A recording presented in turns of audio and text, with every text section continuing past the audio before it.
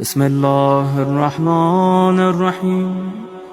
السلام عليك يا أبا عبد الله، السلام عليك يا ابن رسول الله، السلام عليك يا خيرة الله وابن خيرته، السلام عليك يا ابن أمير المؤمنين وابن سيد الوصيين، السلام عليك يا ابن فاطمة سيدة نساء العالمين، السلام عليك يا ثار الله وابن ثاره والوتر الموتور، السلام عليك وعلى الأرواح التي حلت بفنائك، عليكم مني جميعا سلام الله أبدا ما بقيت وبقي الليل والنهار.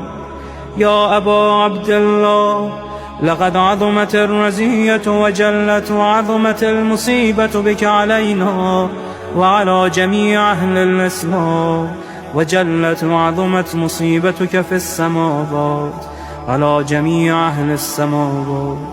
فلعن الله أمة أسست أساس الظلم والجور عليكم أهل البيت، ولعن الله أمة دفعتكم عن مقامكم وأزالتكم عن مراتبكم التي رتبكم الله فيها، ولعن الله أمة قتلتكم، ولعن الله الممهدين لهم بالتمكين من قتالكم.